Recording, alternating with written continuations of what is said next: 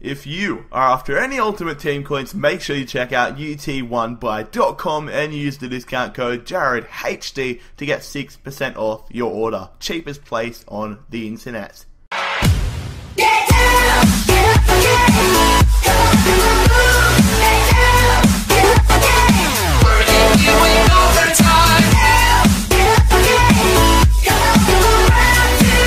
G'day guys, how's it going? It is Jarrad HD here. Welcome to episode number 6 of the PSG 1 Season 4 Glory Career Mode series. We are going to kick off the episode with our first squad report this season. It is coming after the window has closed, the transfer window that is. And the squad is progressing nicely. A few players gone up by 1 or 2 overall, which is definitely good to see. Our new signings are coming along quite nicely. Of course, we lost Ibra last episode, which is an absolute shame, but let's push on to the first game.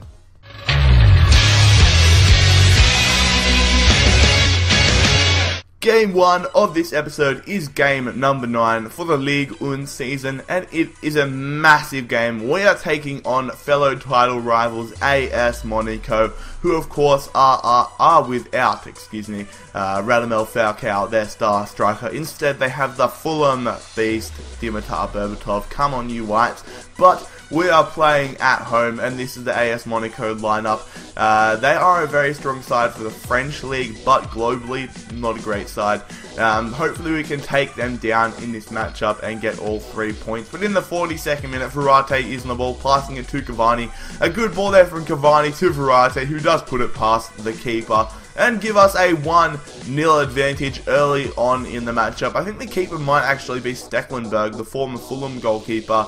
So it doesn't look like he's had a great start to his career, but Verratti having a great start to his game. Pushing on though, it is going to be the 70th minute with Dimitar Berbatov on the ball.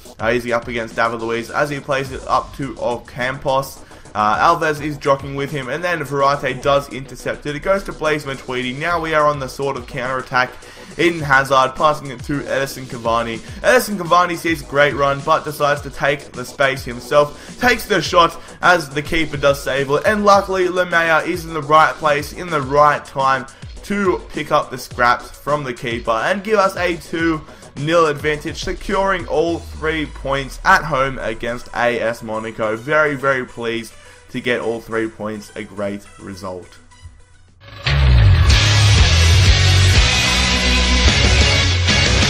Another Ligue 1 matchup here as we are taking on RC Lens away from home at their home ground. A middle of the table side, I am fairly certain. So I'm confident that we can come away with all 3 points. Pushing on, this is the lineup we are rocking. Aurier and Digne do come in to the side. So does Sergio Aguero, replacing Edison Cavani. I'm going to have a slight rotation policy with those two fellas, but it is going to be RC Lens taking the advantage early on in the matchup with a thunderbolt of a strike there from their player. Not the greatest of starts, but looking on the positive side, at least there is still about 75 minutes left in the game for us to somehow get a comeback. 20 minutes in though, 35 yards out, Marco Reus is going to unleash a strike, and he gets it past the keeper, giving us a 1-all scoreline. What an amazing free kick goal there from Marco Reus.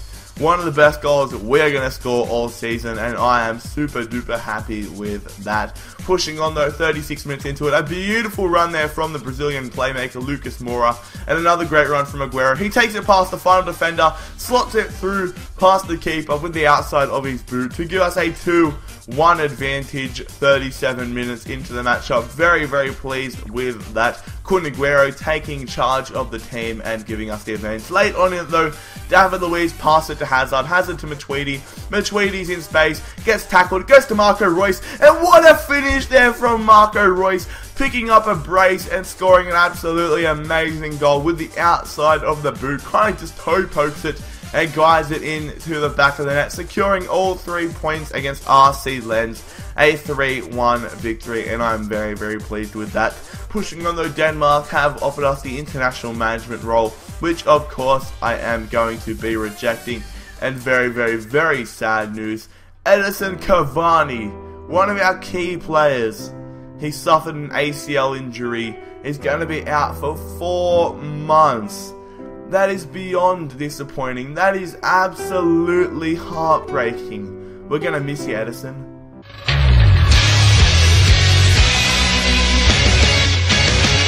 A huge Champions League matchup now as we take on the best team in England, controversially I should say, and one of the best teams in England, Chelsea.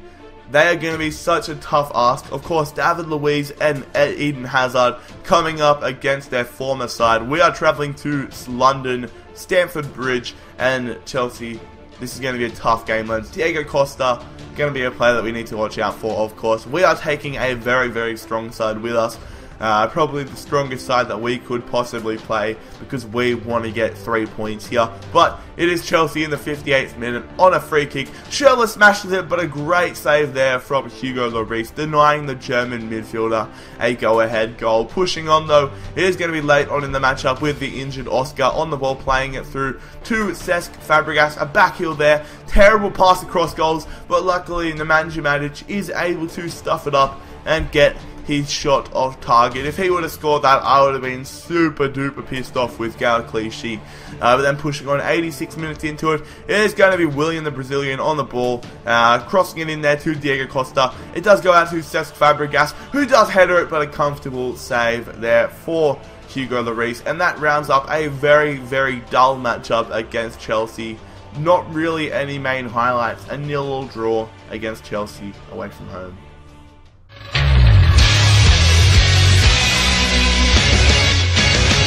The final matchup of the episode is going to be a massive one. We are taking on FC Bordeaux, who are currently sitting first in the table on this game. So that is going to be a tough ask for us.